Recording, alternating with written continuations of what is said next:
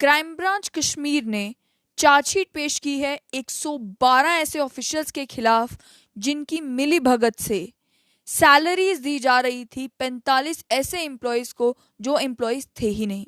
यानी कि जो लोग कभी रिक्रूटमेंट के प्रोसेस से गुजरे ही नहीं, कभी किसी पोजीशन के अगेंस्ट लगाए ही नहीं गए, उनकी भी फेक सैलरी बुक बनाकर, फेक अपॉइंटमेंट ऑर्डर बनाकर उन्हें लगभग 2003 से लेकर 2021 तक आप हिसाब लगाएं 18 सालों तक सैलरी दी जाती रही। इस मामले में जो 112 ऑफिशियल्स के खिलाफ क्राइम ब्रांच कश्मीर ने चार्जशीट पेश की है उसमें 2 पूर्व एग्जीक्यूटिव इंजीनियर्स हैं जिनके ऊपर इल्ज़ाम ये लगाया गया है कि नॉन एग्जिस्टेंट एम्प्लॉयज़ के सैलरी निकालने के लिए फंड्स को मिसअप्रोप्रिएट किया जाता रहा। यानी कि जो फंड्स कामकाज के लिए आते थे उनका गलत इस्तेमाल करके उन लोगों को सैलरीज दी गई जो लोग सरकारी मुलाजिम थे ही नहीं। क्राइम ब्रांच ने चार्जशीट पेश की है उसमें FIR number 25 of 2018 under section 420 420 का मामला, 409 467 468 471 120B सेक्शन 200 इन सभी सेक्शंस के तहत जो है police station crime branch Kashmir ने जिन लोगों के खिलाफ ये चार्जशीट पेश की है उन लोगों के नाम भी आप तक पहुंचाएं। मोहम्मद यूसुफ बाबा जो उस समय एग्जीक्यूटिव इंजीनियर थे power development department PGD Sumbal के, आफ्ताब अहमद खान जो कि उस समय एग्जीक्यूटिव इंजीनियर थे PGD सुंबल के, उसके अलावा मुश्ताक अहमद मलिक जो समय सीनियर असिस्टेंट थे PGD सुंबल में, रियाज अहमद वानी जूनियर असिस्टेंट PGD, अब्दुल खालिक डार हेल्पर थे PGD सुंबल में, शाजिया खान वो जूनियर असिस्टेंट थी, अब्दुल रशीद भट्ट हेड असिस्टेंट थे PGD सुंबल में, फारूक अहमद बंदे हेड असिस्टेंट PGD, हिलाल अहमद नायक वो भी हेड असिस्टेंट PGD सुंबल, उसके अलावा गुलाम हसन मलिक वो जूनियर असिस्टेंट थे PGD सुंबल में, फारूक अहमद खान जो देन AAO थे PGD सुंबल में, फयाज अहमद भट्ट जो उस समय AAO थे PGD सुंबल में, और उसके अलावा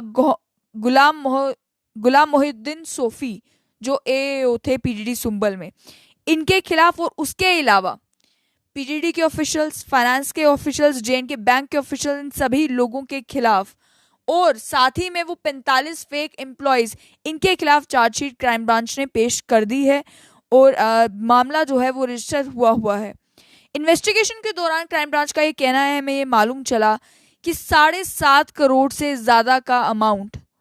उन लोगों की सैलरीज के ऊपर लगाया गया जो लोग सरकारी मुलाजिम थे ही नहीं। मॉडस ऑपरेंडी ये था कि उनकी इलीगल सैलरी निकालने के लिए और 5 रिटायर्ड एम्प्लॉयज़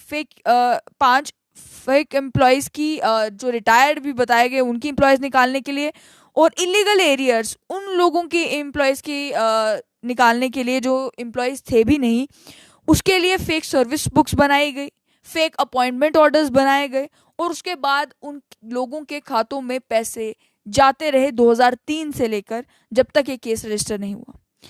उसके बाद इलीगल सैलरी का जब ओवरऑल एम्बेजलमेंट की अमाउंट देखी जा रही है तो क्राइम ब्रांच का ये कहना है कि इस क्रिमिनल कॉन्स्पिरेसी में और ये जो ऑफिशियल्स थे जिनके खिलाफ चार्जशीट पेश की गई है इन्होंने अपनी ताकत का गलत इस्तेमाल करते हुए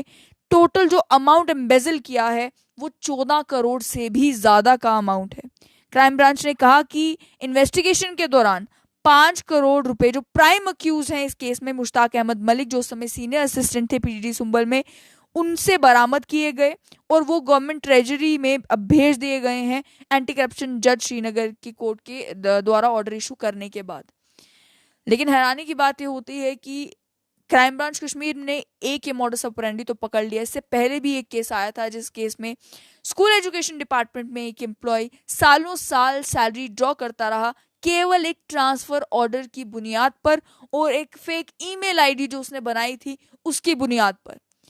यह वेरीफाई नहीं किया गया कि क्या ये व्यक्ति कभी एक्चुअल में अपॉइंट हुआ भी है या नहीं हुआ है, लेकिन वो सैलरी जो है वो ड्रॉ करता रहा सालों साल। उसी तरीके का ये भी आज मामला मिला है जहां पर 112 ऑफिशियल्स के खिलाफ चार्जशीट पेश की गई है क्योंकि 45 लगभग फेक एम्प्लॉयज़ की सैलरीज 2003 से लेकर 2018 का ये मामला है, 2018 तक वो सैलरीज ये लोग ड्रॉ करते रहे जबकि ये कभी अपॉइंट हुए ही नहीं थे। इसकी वजह से सरकारी खजाने को 14 करोड़ से ज्यादा का नुकसान हुआ, जिसमें से 5 करोड़ तो बरामद कर लिया गया है। लेकिन फिर भी हैरानी की बात यह है कि जहां आज आम युवक परेशान है नौकरी के लिए, वहीं ऐसे लोग भी थे इस सिस्टम में जो अपनी पावर का मिसयूज करते हुए लोगों को फेक एम्प्लॉयज बनाकर सैलरीज दिलवाते रहे।